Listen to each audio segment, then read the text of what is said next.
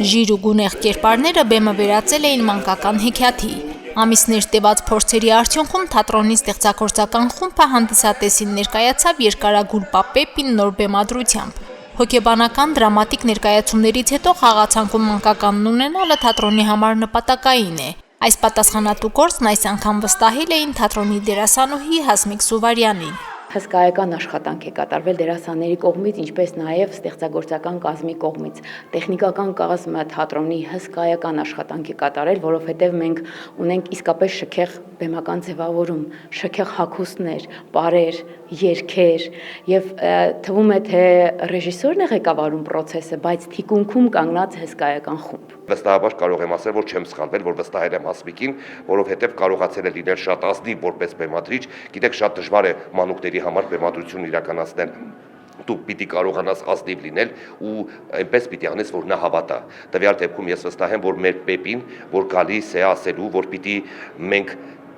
երբեք չկորցնենք մեր երազանքները, պիտի միշտ հավատանք, պիտի միշտ վստահ լինենք, որ վաղը էլ ավելի լավ է լինելու։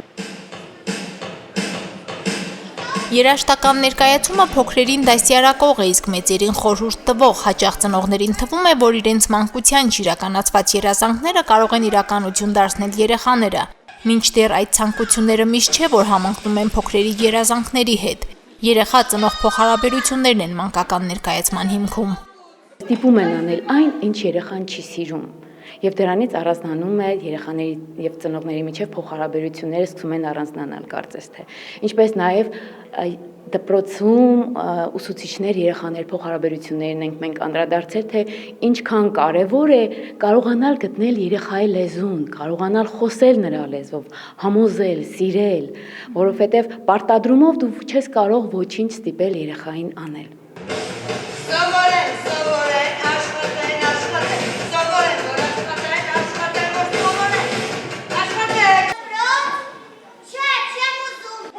Երկարագուլպա Պեպին հեքիաթ ներկայացումը թատրոնի երկարամյա ու դրամատիկականի բեմի մեծությունը գնահատող նոր սերնդի մի մասն էլ դեռ ուսանող դերասանների համատեղ աշխատանքն է։ Մանուկների սիրելի հեքիաթում Պեպիի կերպարը երիտասարդ դերասանուհի Սոֆիա Սարգսյանի առաջին դերը չէ թատրոնում, բայց խաղալ մանկական ներկայացման մեջ այնպես, որ երեխան հավատա քեզ, դժվար է։ Շատ դժվար է լինել այնքան լավատես, որքան որ Պեպին է։ Մեր օրերում մի քիչ բարդ է, ինձ թվում է բոլորիս համար լինել լավատես։ Չտեսնելով մռայլը, չտեսնելով վատը, միայն տեսնել բարին, լուսավորը, շատ դժվար էր հասնելը Պեպիի հոգեբանությանը, Պեպիի լուսավոր տեսակին։ Այստեղ իմ երազանքներն ու հիշողություններն են։ Երբ տխուր եմ լինում, նրանք ինձ ուժ են տալիս։ Պետք է երազել ու հիշողություններ ունենալ շատ, որովհետև ի վերջո կյանքում մեզ մնում են մեր երազանքներն ու հիշողությունները։ Իսկ Պեպին սիրում է անել այն, ինչ սիրում է։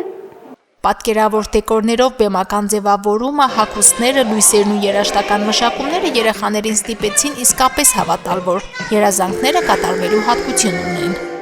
Հիմնական ասելիքը որ կա, հենց դրա մասին է, Պեպին գալիս է ներկայացման մեջ եւ ինչպես նաեւ ես ուզում եմ, որ Պեպին մտնի երեխաների մեջ, Պեպիի կերպարը արթնանա ծնողների մեջ, որպեսզի իրանք մի պահ մտածեն, արդյոք իրենք զբաղվում են նրանով, ինչ սիրում են, արդյոք իրենց ներսում կան հիշողություններ, որոնք պիտի ջերմացնեն, կյանքը ապրում են պարզապես չհասկանալով ինչպես են ընթանում, թե իրենք ջերմ հիշողություններ են կուտակում։